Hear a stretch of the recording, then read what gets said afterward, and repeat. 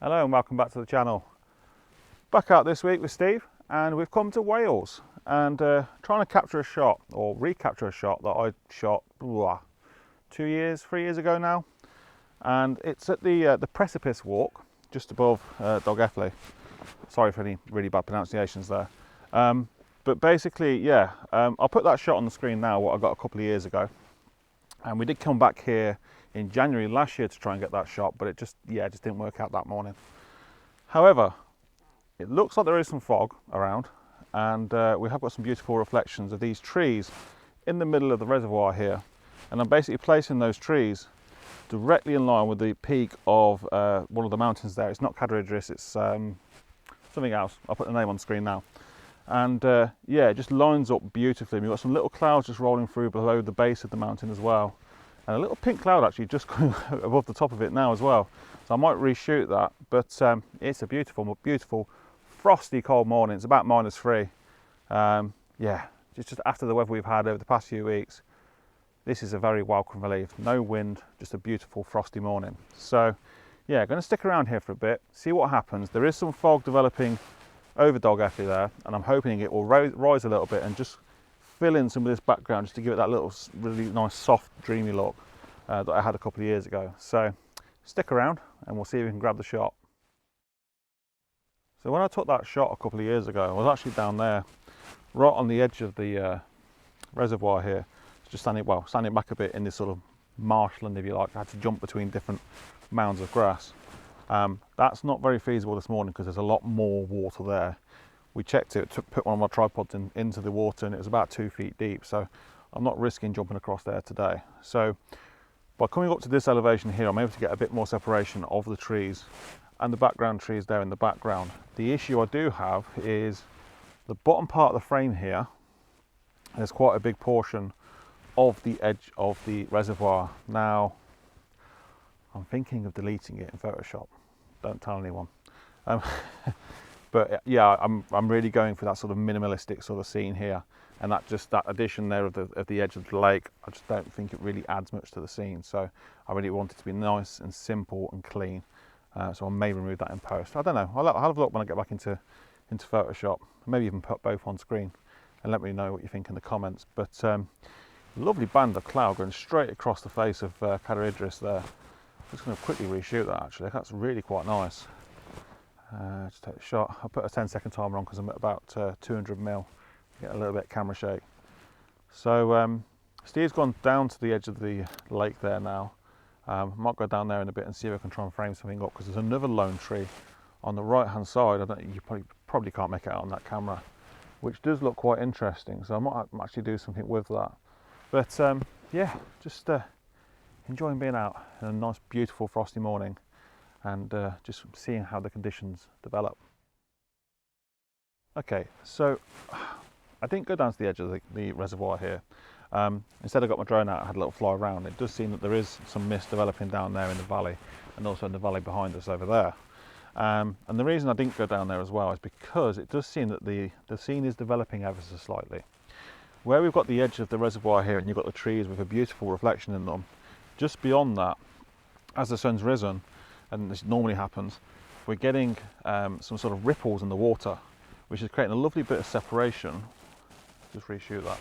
A lovely bit of separation from the trees, from the background, and so we've also got some lovely side light now on the top of the peak and on the clouds in the background. So yeah, it's a lot nicer than it was sort of 10-15 minutes ago. So I'm going to pop that one on screen now, and then I am going to go down to the edge of the water and see if I can try and frame something up.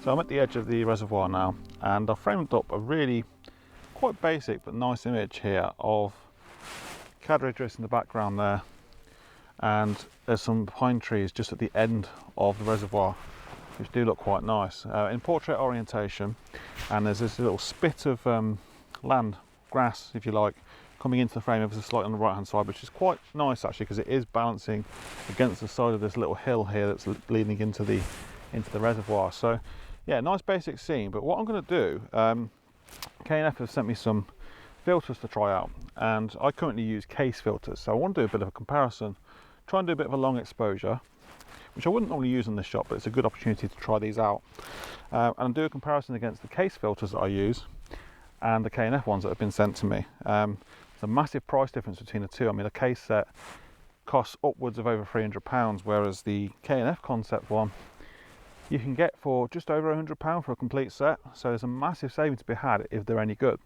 So that's what I'm going to try and find out this morning. So yeah, I'm going to take two shots. I'll take one with a 10 stop from Kase and one with a 10 stop from K&F. And yeah, I'll put both on screen and just have a look at the difference really, and see if there is any difference in A, quality of the photo, and B, colour cast. Those are the two main things that are really important to me. Okay, so the first filter I'm going to use is the K&F Concept one. It's the Nano X magnetic filters. I'm going for the 82mm version here. They just go onto the adapter ring on the end of the lens. They just clip straight in beautifully, and actually they're compatible with the Kase filters. So you can even stack these two together, as you can see. So you've got the K&F one, you've got the Kase one there, and they clip together beautifully. So I'm going to start with the K&F one, and I'm going to try and do these two quickly. So we've got a similar light for both, so it's given as fair as I can a test. So I'll stick the K&F Concept one on now. I'm set to 20 seconds, I've already exposed properly. I'll take the shot, set a 10-second timer, and just wait for that to shoot. So that's the K&F one, and now I'm going to put the 10 stop Kase filter, the Wolverine ones, on and take that shot really quickly. Okay, take the shot. That's the photo taken on the Kase filter. Let me put both side by side on screen, and I'll talk you through what I think about the quality between the K&F one and the Kase one. You know, is there a significant difference in colour cast? Is there a significant difference in image quality? We'll have to see. Obviously, out here at the moment, I do not know at all. I'm led to believe they're going to be very, very similar. The one thing I will say is, build quality wise, they are very, very similar. Very good quality. The K&F Concept is ever so slightly thicker, I would say, than the K&F one. So that may cause some issues potentially with vignetting, especially at wider focal lengths. But if the quality works out and the colour cast is okay, I think as a beginner set, if you're not going out week in, week out, you'll probably get away with these K&F ones just fine. But it all depends on the image quality, as I say. So let me put, as I say, both of those on screen now, and we'll do a comparison and look at the difference in the images. Jumping into Lightroom here, I've placed both photos side by side. On the left hand side you've got the photo taken on the Kase filter, the 10 stop, and on the right hand side you've got the K&F Concept, also a 10 stop. On the face of it, at sort of, this sort of viewing angle, there doesn't seem to be a great deal of difference between the two. However, what I do notice is in the shadow area of Cadair Idris there does seem to be a bit of more of a warm tone to the image than there does on the K&F Concept. Now, I'm not sure if that's due to the colour cast that I mentioned that I get on the Kase filters, or if that is a change, in that short period of time between the actual lighting. Not too sure.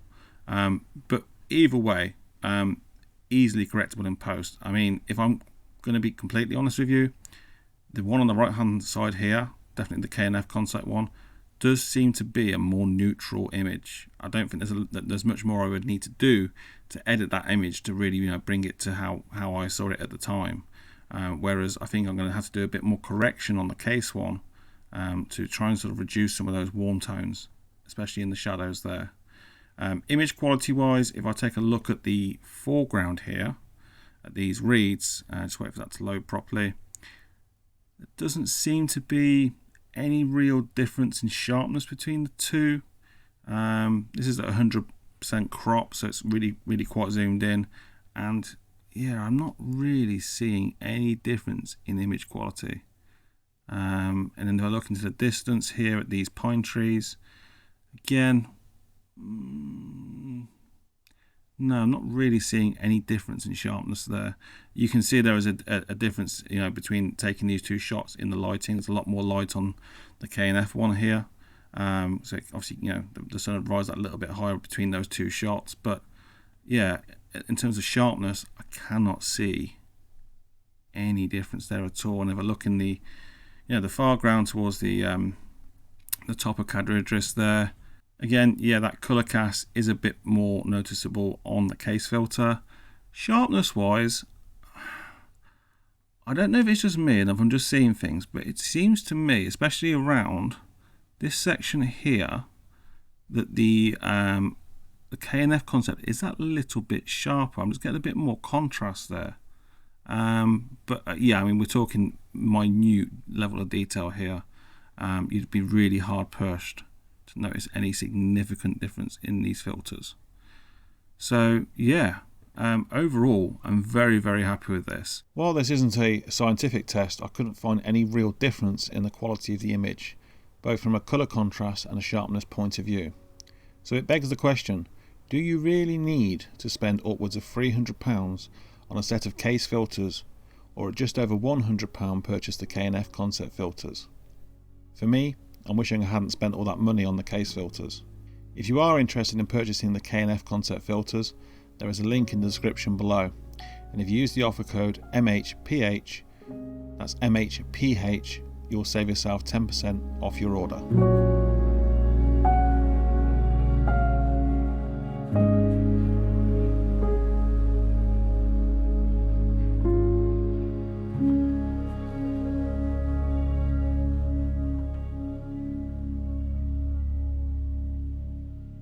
And just to do a little bit more of a comparison between the two, so these Kase ones I bought about 3 years ago. Comes as a set with 3 stop, 6 stop, 10 stop and a circular polarizer. The K&F one, for again a lot less money, comes with a 3 stop, 6 stop, a 10 stop.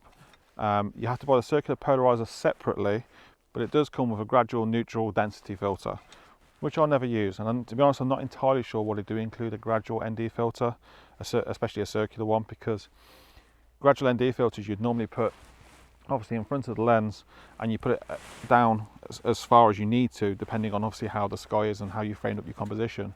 If it's a circular one, you can't choose, you know, where it sits in the compositions. So maybe a message for K&F there, rather than including a circular ND grad, maybe include the circular polarizer instead. It's a far more useful filter, especially for landscape photography. So anyway, I hope you found that useful. From what I've seen so far, they look to be a fantastic set of filters at a fraction of the price of the Kase ones. Hopefully, as I say, hopefully the quality works out really good. If they do, yeah, and you're interested in purchasing some, use the link in the description below, grab yourself a bargain. I think I've just taken my favourite image in the morning so far, and I had to get a very cold bottom for it. So you can probably just make out this tree on the edge of the reservoir here, and as you can see at the moment, at the height we're at here, there's just no real separation with the background. So I got down really low, right at the edge of the water, and had to sit down on these really icy rocks. So I hope you appreciate the things I have to go through to get these photos. In portrait orientation, I was at 135mm, and I was placing the tree pretty much on the bottom right hand third, and the top of Cadair Idris there pretty much on the left hand third. But the clouds came through perfectly. You have basically the top of the frame, just a touch of cloud, then a bit of blue sky, and then just a bit of cloud directly on top of Cadair Idris, but mirrored in the reflection in the water as well. An absolute beautiful shot, I'm sure of it. So yeah, let me pop that one on screen now and let me know what you think in the comments. Steve's apparently got a gusher, and I'm desperate to try and find out what he's been shooting, because he's pointing a direction and I can't see anything there. So yeah, I'm really curious what he's got. So if you are interested in finding out, go and have a look at his channel and see what you think of that photo that he's got, or whatever it is.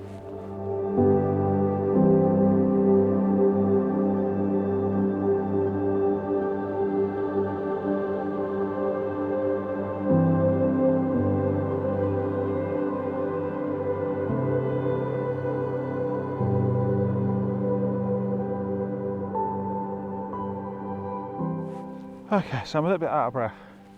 I was just down the edge of the reservoir down there, photographing I think it's a cormorant. Took some quite nice images, I think, so I'm going to put those on screen in a moment's time. But yeah, as I was photographing that, Steve suddenly shouts me over, "Martin, you need to get over here quick." So I looked up and I could see the light and the mist developing, and there's just this touch of mist just floating along the edge of at the top of the reservoir. And there's these trees that are in the water, different trees to what I've been photographing all morning, and they've just got some beautiful shape to them, but the light was coming through and just creating enough separation with the mist as well against the background, just framed up a couple of compositions, one including these three trees, sort of on the left hand third, right hand third, and the centre of the image. Then I've also gone in at 400mm and APS-C mode, so I'm effectively around 600mm, and just concentrating on one tree on the right hand side, just kind of singling that out. So yeah, rattled off loads of shots. The sun's right in my eye, so I can't really see exactly what I'm doing, so I have no idea if these are sharp properly, but they looked okay from what I could tell. Yeah, just rattled off loads of images as the light and the mist develops. So if any of those work out, I will pop them on screen along with the ones I was taking of the cormorant a minute ago. But yeah, what a fantastic morning. Really enjoyed it. Started off a little bit disappointing because we didn't quite get the mist that we wanted, but yeah, it developed into quite a brilliant morning's photography. So yeah, I think we're going to end it. I really hope you've enjoyed this. If you have, please consider hitting the like button, and if you've really enjoyed it, it'd help if you subscribe to the channel. Thank you very much for watching. See you soon.